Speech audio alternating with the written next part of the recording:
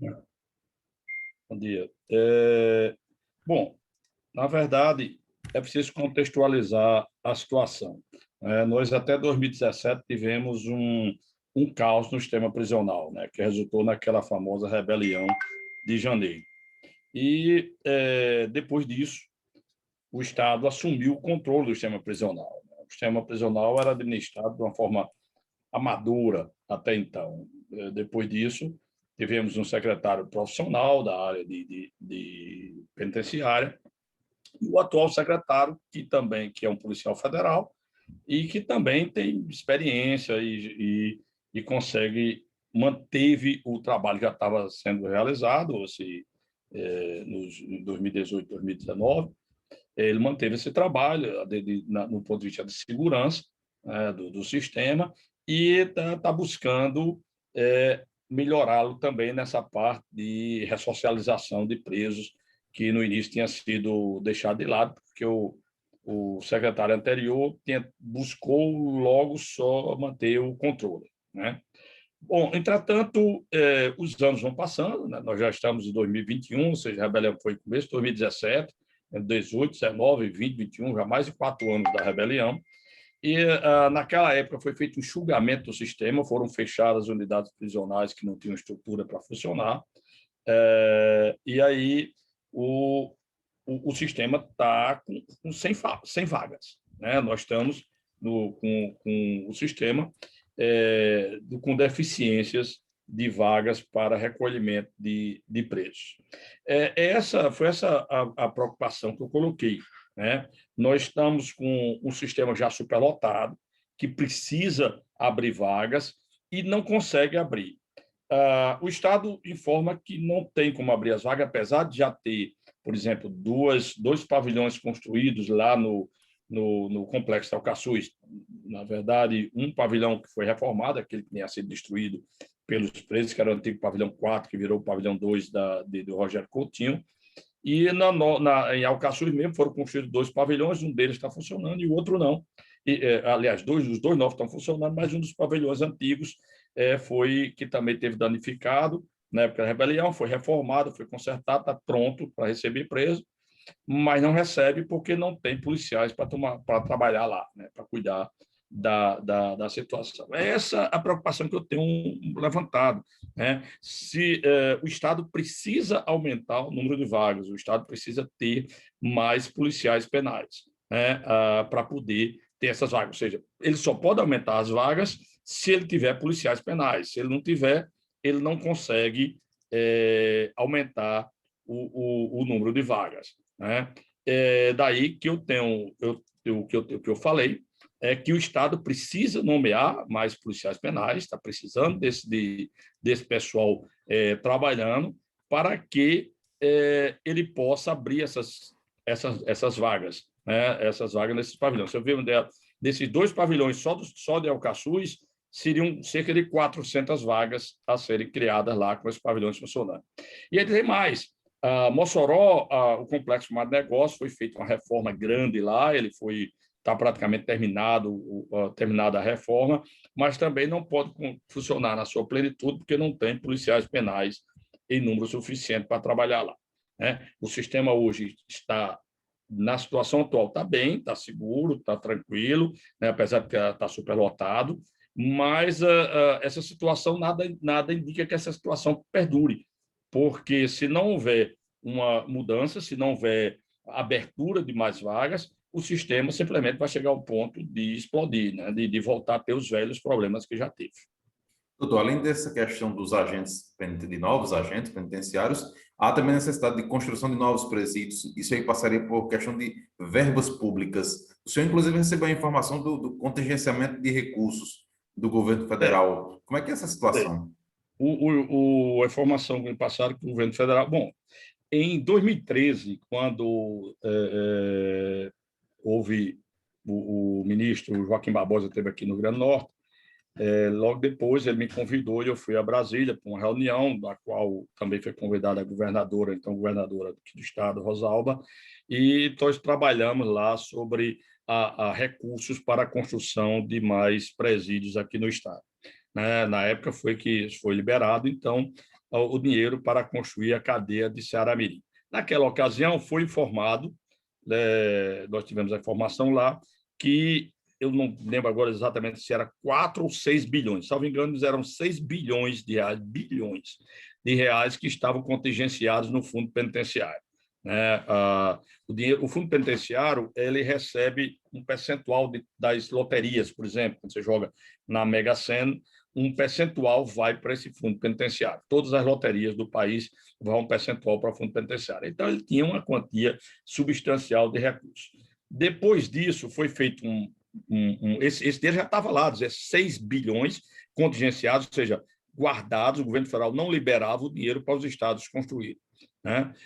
Foi aprovada uma lei depois disso, obrigando uma transferência imediata de uma parte do dinheiro. Então, uma parte do dinheiro que entra no fundo já é transferida imediatamente para os estados.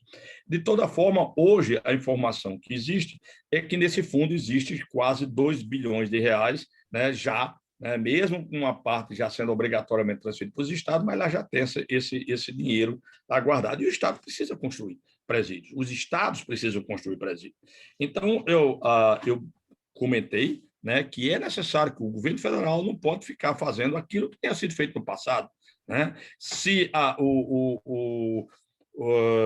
criticava os governos de então, o governo da presidente Dilma, do anterior presidente Lula, porque não liberava recursos para a construção de presídios, e aí deixava os estados numa situação complicada.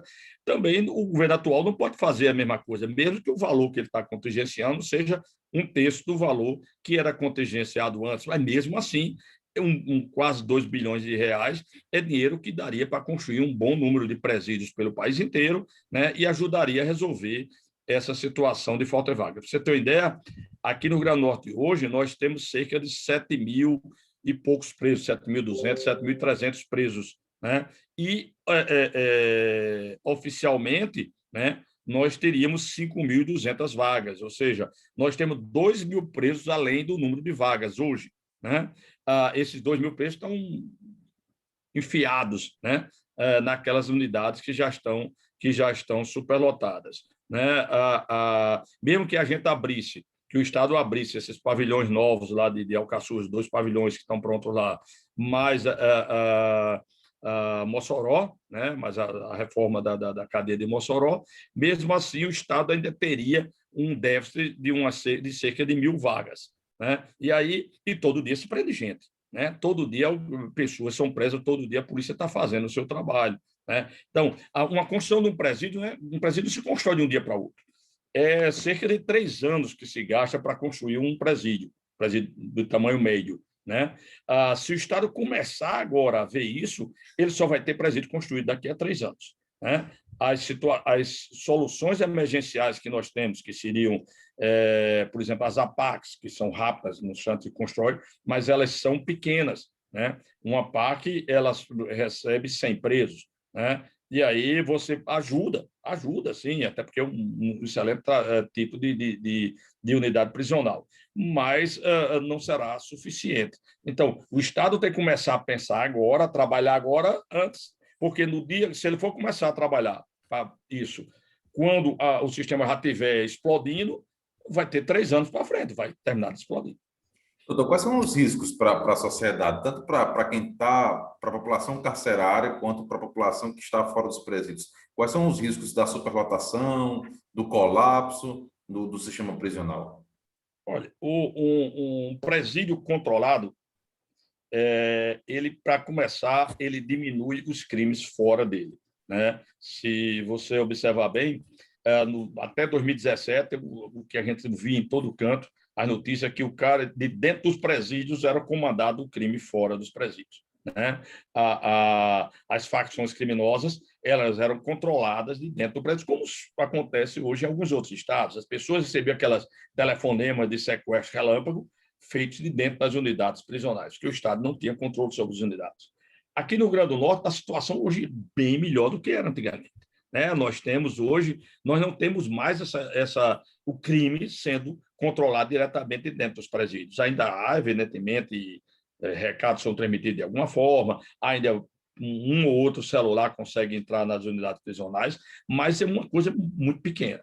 no momento que o Estado perdeu o controle, porque se ele perdeu o controle de alguns presídios, a primeira coisa que os presídios vão fazer é aquilo que ele chama arrancar as trancas, ou seja, arrancar as grades, arrancar as celas. De Caicó, vocês noticiaram há alguns anos uma rebelião lá em Alcaçuz, que houve uma guerra durante uma noite inteira de presos guerreando entre si lá dentro do presídio, um ano e pouco antes daquela rebelião aqui em Alcaçuz. Aí houve aí na penitenciária do Seridó.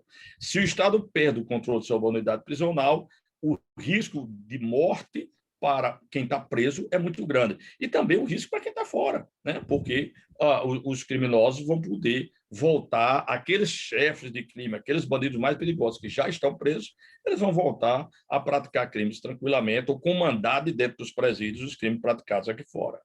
Vou falar com Caicó e a região do Seridó. Como é que você analisa a situação atual da penitenciária estadual do Seridó? Olha, a penitenciária estadual do Seridó, deixa eu só pegar os números que eu tenho aqui dela, né? Só um segundinho, está aqui. A penitenciária estadual do Seridó, ela hoje tem cerca de 470 presos homens e mais uns 60 presos mulheres, né? Então, ela tem cerca de 530 presos aí hoje recolhidos. O número ideal seria 350 presos, seria o número correto do presídio. Então, ela já tem uns cerca de 200 presos além do que seria o adequado, né? Já tem, principalmente na parte de mulheres, um percentual bem além daquilo que deveria ser, né? Mas ainda está controlada, né? Ainda está funcionando regularmente, né? O problema é que se o Estado só colocando mais presos, os presos só colocando lá, se nada for feito, se não for aberto uma unidade prisional na região do Seridó para colocar, por exemplo, os presos provisórios da região, o que vai acontecer é que o presídio vai estourar, né? No passado, nós tínhamos aí em Caicó, além da penitenciária, tinha o semiaberto, né? E ainda tinha um presídio lá em Parelhas, né? que ruim, pequeno, tal, mas segurava, tinha um certo número de presos recolhidos lá. Esse de Parelha foi fechado, o semiaberto foi fechado. O semiaberto se resolveu colocando o monitoramento eletrônico. Mas todos os presos provisórios, sim, também tinha o CDP em Jucurutu. Então, todos os presos provisórios da região, todo mundo que é preso aí na região do Sidó vai para Caicó, né? Ficou um presídio só recolhendo todo mundo. Era uma situação emergencial, no começo se aceitava, tranquilo, mas hoje já mostra-se uma necessidade, teria que ter mais presídio, né? O que eu penso que deveria ser feito, na verdade ficava até barato para o Estado, seria construir pequenas unidades prisionais para 100 presos em algumas comarcas, né? Por exemplo, Parelhas, o Jardim do Seridó, o Jucurutu, poderia ter, ou Corre Novos, principalmente que é a segunda cidade da região, poderia ter presídios pequenos que tivessem capacidade de receber 100, 150 presos lá, né? Resolveria a situação, ajudaria a resolver um problema e que não custaria tão caro, né? E seria fácil de construir, é uma construção que não demoraria 3 anos, você construiria bem mais rapidamente esse tipo de unidade, né? Não construindo, vai chegar uma hora hoje, você já tem 550 onde caberia 350, daqui a pouco você tem 600 onde caberia 350, e depois 700, o dobro de preso. A unidade, que é pequena, né? Eu conheço bem a penitenciária estadual do Seridó, ela não suportaria ter o dobro de preço que cabe. E uma hora vai terminar sendo isso que vai acontecer, se não for construído se não forem construídas outras unidades. Além desses pequenos presídios, do ponto de vista administrativo, se for a ideia de construir um presídio maior, por exemplo, Currais Novos comportaria um presídio de grande porte? Não, eu acho que não, viu? O regime do Seridó não tem essa quantidade de presos suficiente para você fazer os presídios grandes aí. Parece que a região aqui da litorânea seria a região que necessitaria mais da construção de alguma unidade prisional, ou o Alto Oeste.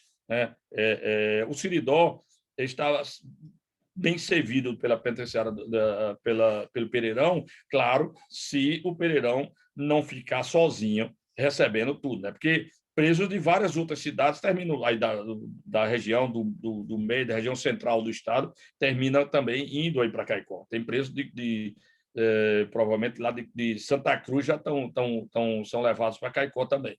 Então, se você tem um presídio em outra região para pegar os presos dessa outra região, facilitaria mais a situação aí. Apesar de que me parece que a situação do Seridó bastaria a construção de uma unidade pequena, que poderia ser um CDP, né? Que receberia os presos provisórios e aí deixaria o Pereirão para os condenados. Aí já resolveria a situação aí no Seridó. Agora, só pode construir esses presídios, não é só questão de construir, se tiver como manter, né? Se tiver gente para trabalhar lá. Como eu disse, a Alcaçuz tem 2 pavilhões, o complexo da Alcaçuz tem 2 pavilhões prontos, poderia estar recebendo mais 400 presos nesses 2 pavilhões e não está. E não está por quê? Porque não tem policiais penais suficientes para controlar. Né? O Estado não vai fazer hoje mais a responsabilidade que fez no passado, e nisso o doutor Pedro, o atual secretário, está certíssimo. Ele não vai ser irresponsável, como se já foi antes, né? Como se já fez antes, em que se entregou ao preso, a presos o controle dos pavilhões. A história do pagador, do chaveiro, que se criou nos presídios do Grande Norte há 20 anos atrás, isso foi uma situação que destruiu o sistema penitenciário. O Estado hoje não pode mais fazer isso. O doutor Pedro tem sido duro o suficiente para não possibilitar que essas coisas aconteçam. Mas a SEAP ser ajudada pelo Estado. A SEAP precisa ter condições de contratar mais gente. Eu disse no Twitter que eu conversei com a governadora sobre esse problema e ela mostrou realmente temos algumas situações complicadas. Tem a lei de responsabilidade fiscal, que possibilita contratar, aumentar o gasto com o pessoal, tem a quantidade de efetivo da Polícia Penal também, que já chegou basicamente ao seu limite, hoje tem umas 40, 50 vagas no máximo só no sistema. O que é que precisaria? O Estado não precisaria aumentar os custos, como, por exemplo, nós tivemos recentemente uma categoria que teve um aumento substancial de salário. Né? Se o Estado evitasse certos aumentos de salário, se o Estado procurasse eliminar cargos desnecessários que existem na estrutura do Estado, né? Cargos que a gente sabe, é muito bom o Estado ter tal tipo de função, né? Mas numa situação emergencial que nós estamos, aquela função poderia guardar mais um pouco para ser ocupada. Né? Então, o Estado poderia extinguir alguns cargos que existem na sua estrutura e aumentar os cargos no sistema da Polícia Penal para que isso fosse feito. Doutor Henrique, embora o senhor falar aí da questão da tranquilidade, né, do presídio, da situação administrativa como um todo, essa questão de briga e guerras entre facções ainda é motivo aí de homicídios, da taxa de aumento de homicídios aqui no Rio Grande do Norte? Fora dos presídios, nós temos ainda essa guerra de facções acontecendo. Bem mais fraca hoje, porque uma das grandes facções derrotou a outra, né? Ela praticamente domina quase todo o Estado, né? A outra facção tem poucas áreas, poucas quebradas, como eles chamam. Né? Uma das facções realmente ela tem hoje basicamente o controle do Estado aqui do Rio Grande do Norte. Dentro dos presídios, a situação está bem melhor. Né? Dentro dos presídios, há um controle do Estado sobre as facções e você não vê mais uma facção matando dentro dos presídios, extorquindo dentro dos presídios. Isso não existe mais dentro do sistema prisional. Né? O Estado teve o mérito no governo Robson de conseguir vencer isso e está tendo mérito no governo de Fátima para manter essa situação. Né? O Estado tem controlado o sistema prisional. Infelizmente, fora dos presídios, você vê, por exemplo, a situação da comarca de Macaíba, que é um problema terrível. Né? Macaíba, já foram apreendidos vários fuzis com criminosos lá em Macaíba e o número de mortes está enorme lá naquela cidade. Nos últimos tempos, esse ano morreu muita gente já lá, por causa de guerra de facções. Henrique, muito obrigado pela entrevista aqui ao Sistema Rural de Comunicação. Mais alguma informação que o senhor queira acrescentar, pode ficar à vontade. Eu quero aproveitar só para agradecer a vocês. Sempre é bom falar com o Caicó, né, com o pessoal da minha cidade de adoção. Eu costumo dizer, e sempre dizia antes, continuo dizendo, sou servidor público e, como servidor público, devemos prestar contas ao cidadão que paga nosso salário sobre o que nós fazemos.